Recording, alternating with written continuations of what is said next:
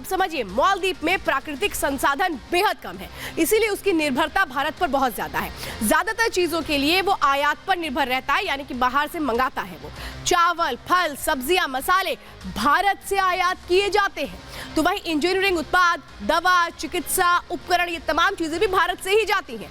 Cement, poultry उत्पादन के लिए भी भारत पर ही वो पूरी तरह से निर्भर करता है।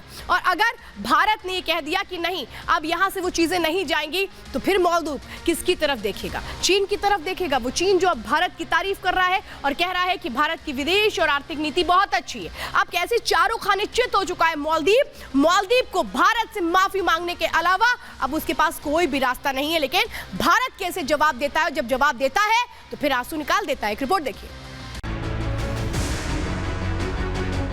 अगले 1000 दिन में लक्षद्वीप को भी तेज इंटरनेट की सुविधा से जोड़ने का हमने लक्ष्य रखा है। लाल किले की प्राचीर से दी गई ये गारंटी पूरा करने के लिए मोदी लक्षद्वीप पहुंचे।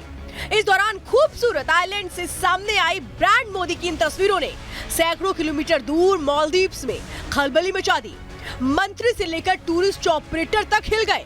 लक्षद्वीप को लेकर मोदी की नीति को समझने से पहले कुछ तस्वीरों को समझना बेहद जरूरी है।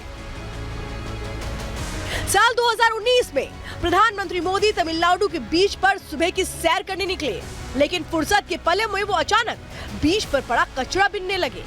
इसके पीछे मोदी ने पूरे हिंदुस्तान को सफाई का संदेश दिया। अब लक्षद्वीप की दूसरी तस्वीरें देखिए। फुर्सत के पलों की इन तस्वीरों को देखकर हर कोई सोचेगा कि मोदी समुद्र के किनारे आराम कर रहे हैं, फुर्सत के पलों में वाटर स्पोर्ट्स का लुत्फ उठा रहे हैं। लेकिन मोदी की सियासत इससे कई कदम आगे है। सोशल मीडिया पर प्रधानमंत्री मोदी की बड़ी फैन फॉलोइंग है और मोदी ने इन तस्वीरों के जरिए लक्षद्वीप की खूबसूरती को देश और दुनिया को दिखाया। मोदी ने तस्वीरों के बैकग्राउंड के जरिए टूरिस्ट स्पॉट को हाईलाइट किया। विपक्षी दल मोदी के इस गेम को भले ही ना समझ पाए हो, लेकिन सैकड़ों किलोमीटर दूर मालदीव्स के लोगों को अब समझ आ गया है। वो समझ गए हैं कि मोदी की ये तस्वीरें उनके टूरिज्म आधारित इकोनॉमी पर बड़ी स्ट्राइक करने वाली है। यही वजह रही कि कई मंत्री नेता भारत और मोदी को कोसने लगे। बस यहीं से चीन की गोद में बैठा मालदीव्स मोदी की कूटनीति में फंस गया। पड़ोसी देश मोदी पर सियासी हमलों के बाउंस बैक को कैलकुलेट नहीं कर सके, अंदाजा नहीं लगा सके कि मोदी के अपमान का अंजाम क्या होगा।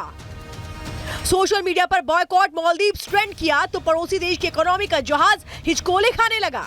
भारतीय एकजुट हुए तो मालदीव्स को समझ आ गया कि खेल बिगड़ चुका है। ऐसे में आनन फानन में 3 नेताओं पर एक्शन लेकर डैमेज कंट्रोल करने की कोशिश की गई, लेकिन तब तक बहुत देर हो चुकी थी। उनके मिनिस्टर्स हमारे प्राइम मिनिस्टर के खिलाफ या देश के खिलाफ गलत बोलेंगे, वो बर्दाश्त नहीं करा जाएगा। हम टूरिज्म इंडस्ट्री की तरफ से उनको बाइकआउट तो कर सकते हैं, हम टूरिज्म इंडस्ट्री की तरफ से मालदीव भेजना तो बंद कर सकते हैं, जो कि अब होगा। और मुझे उम्मीद है कि इनका जो भी टूरिज्म में ग्रोथ है कम से कम इंडिया से तो बंद हो जाएगी। आप अपने खुद ही पैर पे कुल्हाड़ी मारी है आपने।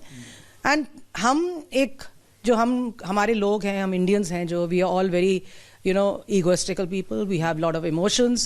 We have our self-respect in place. We will react to it. And if this is the way it goes, हमारी सारे travel agents इकट्ठे होके भी उसको boycott करेंगे। ट्रैवल वेबसाइट्स ने मालदीव्स की बुकिंग बंद कर दी। देश के सेलिब्रिटी मुफ्त में लक्षद्वीप की ब्रांडिंग के लिए मैदान में उतर आए। लेकिन मोदी का प्लान इससे भी कहीं आगे है। मोदी के प्लान को इस ट्वीट के जरिए समझिए।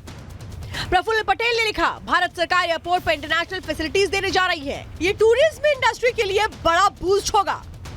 यानी मोदी की सोच लक्षद्वीप की तस्वीरों से कहीं आगे है। वो न केवल चीन की गोद में बैठे मालदीव्स को सबक सिखाने की ठान चुके हैं, बल्कि भारत के टूरिस्ट स्पॉट को भी ब्रांड मोदी से कनेक्ट कर टॉप पर ले जाना चाहते हैं। Bureau report, Republic Bharat.